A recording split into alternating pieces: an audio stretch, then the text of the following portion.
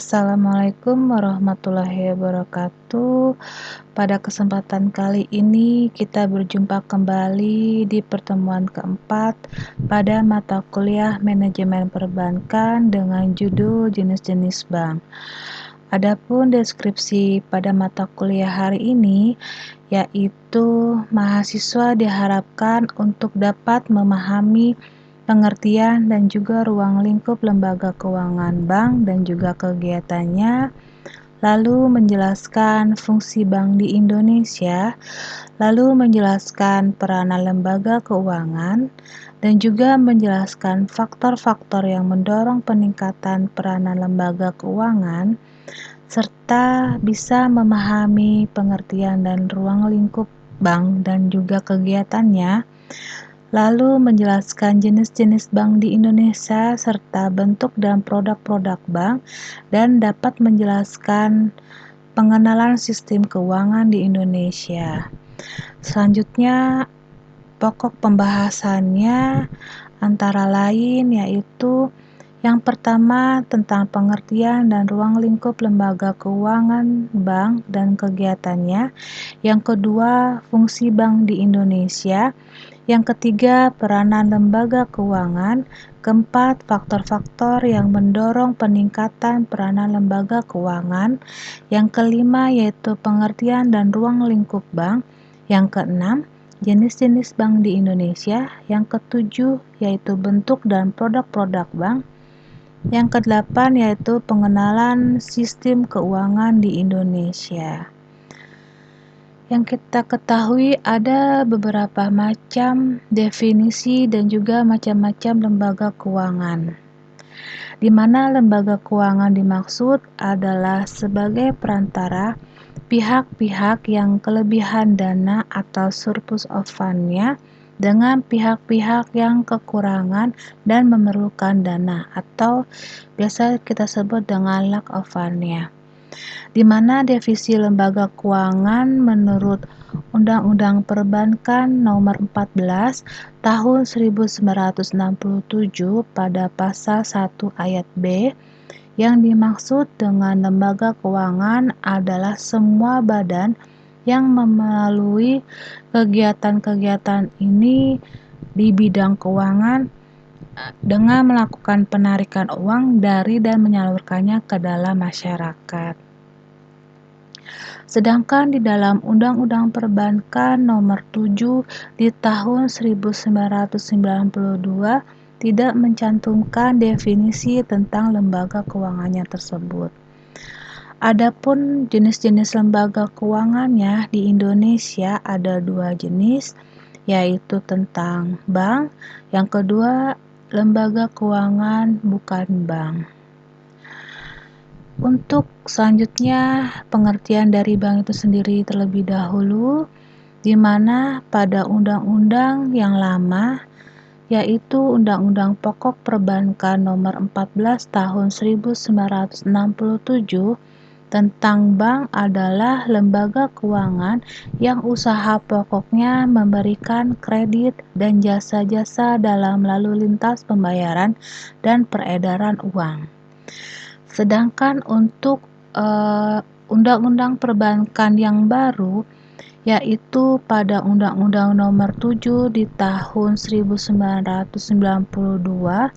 dan Nomor 10 di tahun 1998 mengenai tentang definisi bank itu sendiri, yang dimana bank ini adalah badan usaha yang menghimpun dana dari masyarakat dalam bentuk simpanan dan menyalurkannya kepada masyarakat dalam bentuk kredit, dan atau juga bisa bentuk-bentuk lainnya dalam rangka meningkatkan taraf hidup masyarakat banyak. Selanjutnya, pengertian dari bank lain adalah suatu badan yang bertujuan untuk memuaskan kebutuhan kredit baik dengan menggunakan alat-alat pembayarannya sendiri ataupun uang yang diperolehnya dari orang lain ataupun menggunakan jalan peredarannya alat-alat penukar baru bisa berupa uang giralnya tersebut. Sedangkan pengertian bank yang lainnya adalah salah satu badan usaha lembaga keuangan yang bertujuan menghimpun dana dan memberikan kredit serta jasa-jasanya. Untuk pemberian kredit itu dilakukan baik dengan modal sendiri ataupun dana-dana yang dipercayakan oleh pihak ketiga, maupun dengan jalan peredarannya menggunakan alat-alat pembayaran berupa uang giral dalam rangka tujuan semuanya ini untuk meningkatkan taraf hidup masyarakat banyak. Sedangkan tugas-tugas bank secara umum ada 3. Yang pertama yaitu menghimpun dana atau tempat penyimpanan uang masyarakat. Yang kedua yaitu memberi atau menyalurkan kredit kepada masyarakat. Yang ketiga yaitu sebagai perantara dalam lalu lintas pembayaran. Yang pertama untuk menghimpun dana atau menyimpan uang masyarakat, di mana bank ini menawarkan cara penyimpanan uang dalam bentuk 4 jenis. Yang pertama yaitu rekening koran atau giro, di mana rekening koran atau giro ini merupakan simpanan masyarakat pada bank umum yang setiap saat diminta kembali atau dipergunakan untuk melakukan pembayaran dengan mempergunakan cek atau bilet gironya. Jenis yang kedua bentuknya yaitu deposito berjangka atau time depositnya, yaitu simpanan masyarakat yang dititipkan kepada bank untuk jangka waktu tertentu, misalnya 1 bulan, 3 bulan, 6 bulan, bahkan 12 bulan. Dalam artiannya tersebut bahwa uang tersebut bisa digunakan atau dipergunakan kalau waktu yang ditetapkan telah tiba atau telah jatuh tempo. Jenis bentuk yang ketiga yaitu tabungan, di mana pada hakikatnya sama dengan deposito berjangka atau time deposit. Tabungan ini mempunyai persyaratan tertentu yang berbeda dengan deposito berjangkanya. Jenis yang keempat bentuknya yaitu berupa sertifikat deposito, di mana sertifikat deposito ini adalah simpanan berjangka atas unjuk yang dengan izin Bank Indonesia dikeluarkan oleh bank tersebut sebagai bukti simpanan yang dapat diperjualbelikan atau dipindah tangankan kepada pihak ketiganya. Sedangkan untuk bunganya ini dibayar di muka dalam arti dipotong dari awal dari harga nominalnya pada waktu sertifikat deposito tersebut dibeli. Yang kedua, bank sebagai lembaga pemberi dan penyaluran kredit. Dalam hal ini, bank dapat memanfaatkan uang yang disimpan oleh nasabah pada bank tersebut dikarenakan tidak semua orang sekaligus datang beramai-ramai ke banknya itu untuk mengambil uangnya kembali. Dalam pemanfaatan uang tersebut dilakukan dengan menyalurkannya pada pihak-pihak yang membutuhkan kredit atau dibelikan surat-surat berharga yang menghasilkan bunga.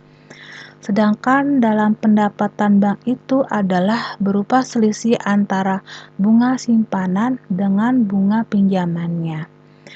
Apabila bank ingin meningkatkan penerimaannya, dia harus memberikan pinjaman sebanyak-banyaknya, tetapi ini berarti likuiditasnya akan terganggu. Oleh karena itu, pada bank akan selalu menjaga keseimbangan antara profitabilitas dan likuiditasnya. Yang ketiga yaitu bank sebagai perantara dalam lalu lintas pembayaran, di mana bank ini bertindak sebagai penghubung antara nasabah yang satu dengan nasabah yang lainnya. Jika keduanya tersebut melakukan sebuah transaksi, dalam hal ini kedua orang tersebut tidak secara langsung melakukan pembayaran, tetapi cukup memerintahkan kepada banknya ini untuk menyelesaikan transaksinya tersebut. Adapun surat perintahnya itu adalah berupa cek ataupun bilet gironya. Di samping jenis perintahnya itu, bank ini juga menyelenggarakan jasa-jasanya berupa bisa sebagai perantara dalam pengiriman uang, lalu bisa memperjualbelikan valuta asing. Jasa selanjutnya yaitu bisa menagih uang atas langganan atau inkasonya. Selanjutnya jasa menawarkan jasa bank ini dalam bentuk barang-barang berharga. Jasa selanjutnya yaitu sebagai bank garansi, dan yang terakhir dalam jasa pembungaan letter of credit-nya. Selanjutnya untuk jenis-jenis bank di Indonesia, berdasarkan nomor Undang-Undang Perbankan nomor 14 di tahun 1967, ada beberapa bank Indonesia berdasarkan fungsinya ada 5, yaitu Bank Sentral, biasa sebut dengan Bank Indonesia. Yang kedua ada Bank Umum, yang ketiga ada Bank Pembangunan Indonesia atau BAPINDO, yang keempat ada BTN atau Bank Tabungan Negara, dan yang terakhir Bank Desa.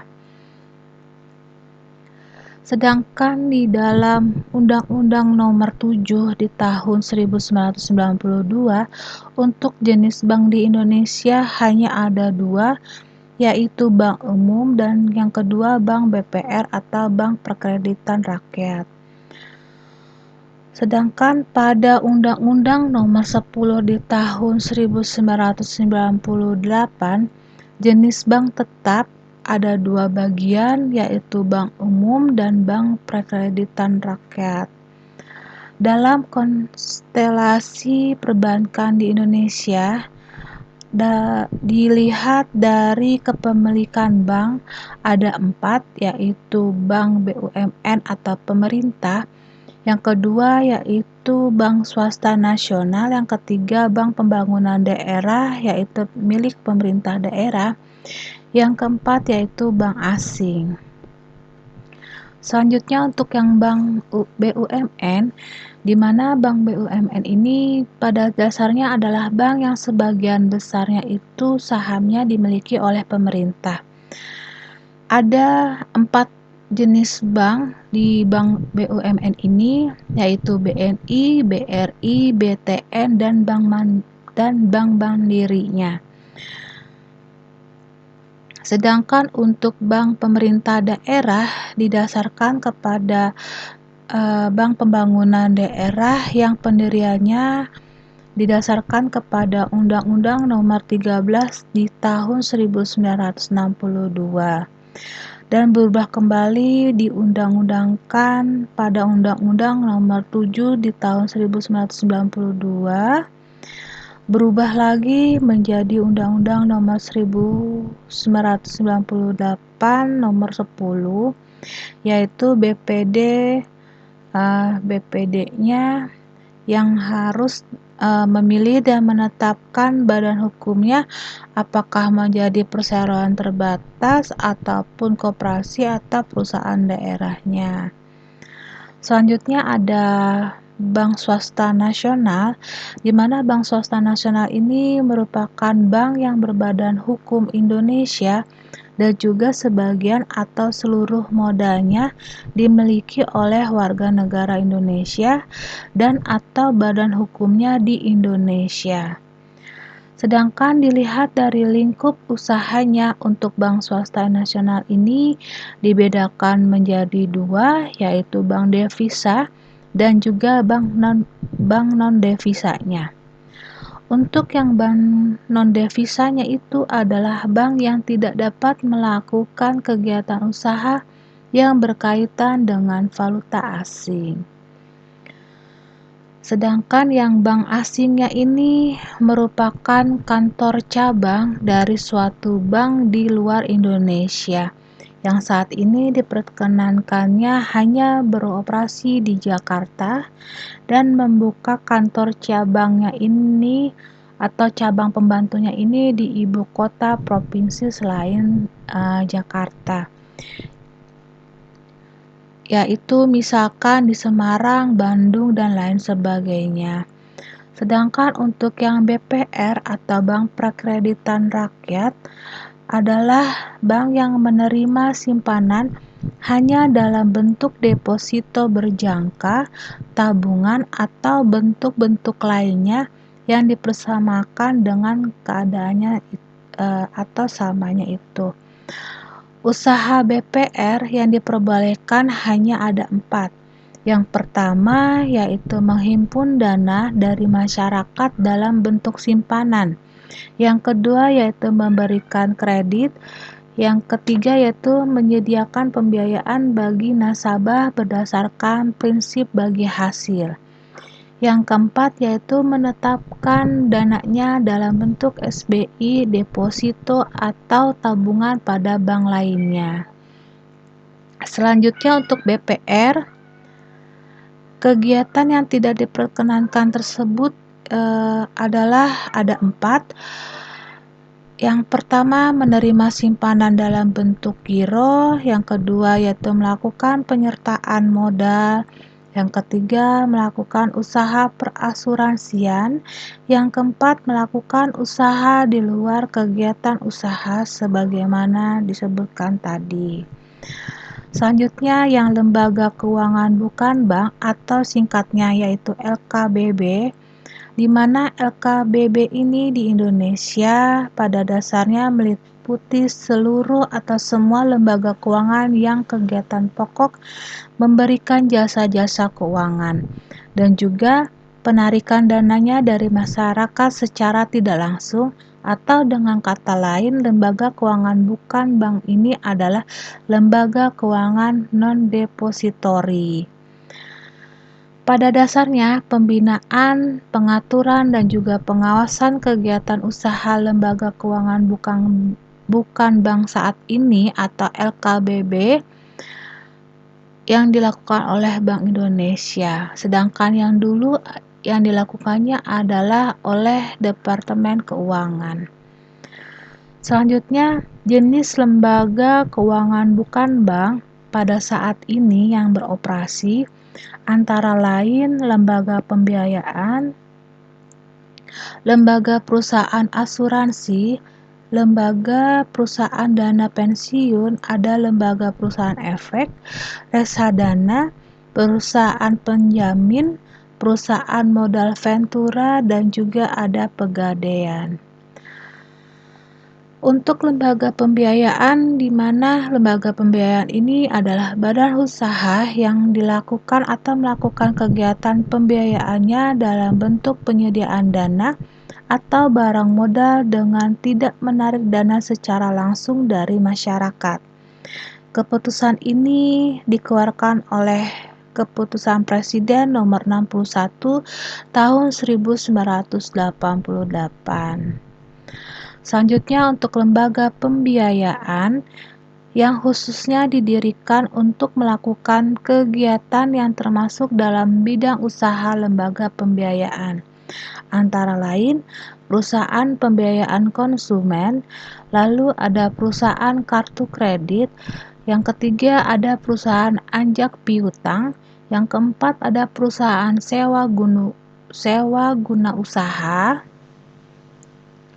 yang kelima yaitu perusahaan perdagangan surat berharganya. Selanjutnya ada perusahaan asuransi, diatur dalam Undang-Undang Nomor 2 Tahun 1992. Jenis yang bisa digolongkan di dalam perusahaan asuransi ada 2, yaitu usaha asuransi terdiri dari asuransi kerugian, asuransi jiwa, dan juga asuransi reasuransinya. Yang kedua jenisnya yaitu usaha penunjang asuransi, terdiri dari pialang asuransi, penilai kerugian, konsultan, dan juga agen asuransinya. Selanjutnya ada dana pensiun, di mana dana pensiun ini merupakan badan hukum yang mengelola dan menjalankan program yang menjanjikan pada manfaat pensiunan. Diatur dalam Undang-Undang Nomor 11 Tahun 1992. Selanjutnya ada reksadana, di mana diatur dalam Undang-Undang Nomor 8 di tahun 1998 tentang pasar modal.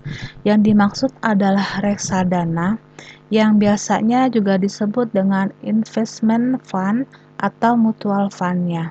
Pengertiannya adalah wadah yang dipergunakan untuk menghimpun dana dari masyarakat pemodal untuk selanjutnya diinvestasikan dalam portofolio oleh manajer investasi. Selanjutnya ada perusahaan modal ventura. Pada dasarnya ini adalah usaha pembiayaan dalam bentuk penyertaan modal ke dalam suatu perusahaan yang menerima bantuan pinjaman untuk jangka waktu tertentu. Selanjutnya ada perusahaan penjamin, di mana bentuk usahanya itu adalah melakukan kegiatan dalam bentuk pemberian jasa penjaminnya untuk menanggung pembayaran kewajiban-kewajiban keuangan yang terjamin tersebut. Apabila yang terjamin tidak dapat memenuhi kebutuhan atau kewajiban perikatannya ini kepada penerima jaminan yang tersebut, yang timbul dari transaksi kreditnya itu berupa misalkan sewa guna usaha, anjak piutangnya, lalu ada pembiayaan konsumen dan juga pembiayaan dengan pola bagi hasil, serta ada pembelian barang secara angsurannya itu. Lalu ada pegadaian, di mana merupakan lembaga yang menjembatani kebutuhan dana masyarakat dengan memberi uang penjamin berdasarkan hukum gadainya. Pada dasarnya, hukum gadai ini dilakukan beberapa kali perubahan peraturan pemerintahnya di nomor 10 tahun 1990 yang sebelumnya berupa perusahaan jawatan pegadaian yang bertujuan membantu masyarakat agar tidak terjerat dalam praktek lintah darat, aijon atau pelepas utang lainnya. Nah, ini adalah peranan lembaga keuangan jika ditinjau dari siklus uang dalam perekonomian, baik dari siklus pendapatan dilihat dari balas jasa produksi atau balas jasa faktor produksinya, lalu dilihat dari faktor produksinya, dilihat dari tenaga kerja, tanah dan juga entrepreneurnya, lalu ada alur atau jalan yang menggunakan barang dan jasanya tersebut, dan juga hasil akhirnya outputnya adalah dalam pengeluarannya. Untuk peranan lembaga keuangan ditinjau dari segi tabungan masyarakat, dilihat dari tabungan masyarakat tersebut adanya pasar modal juga, ada banknya dan juga perusahaan-perusahaannya. Dari jenis banknya ini ada jenis jasa giro, deposito, dan juga tabungan yang harus dilunasinya itu. Lalu di tabungan masyarakatnya itu ada penyimpanan giro, deposito, tabungan yang disimpan oleh nasabahnya. Lalu ada kredit yang diberikan oleh bank kepada masyarakat. Lalu ada pengembalian perkreditannya tersebut. Lalu ada transaksi surat-surat berharga yang diterbitkannya. Lalu ada pembelian surat-surat berharganya tersebut, sedangkan ada penyerahan surat-surat berharga yang diserahkan pada saat pembelian ataupun di dalam surat-surat berharganya ini. Lalu ada hasil penjualan surat-surat berharga di dalam pasar modalnya yang dilakukan oleh berbagai perusahaan-perusahaan tersebut. Demikian dari perkuliahan di pertemuan keempat ini. Sampai ketemu di perkuliahan selanjutnya. Wassalamualaikum warahmatullahi wabarakatuh.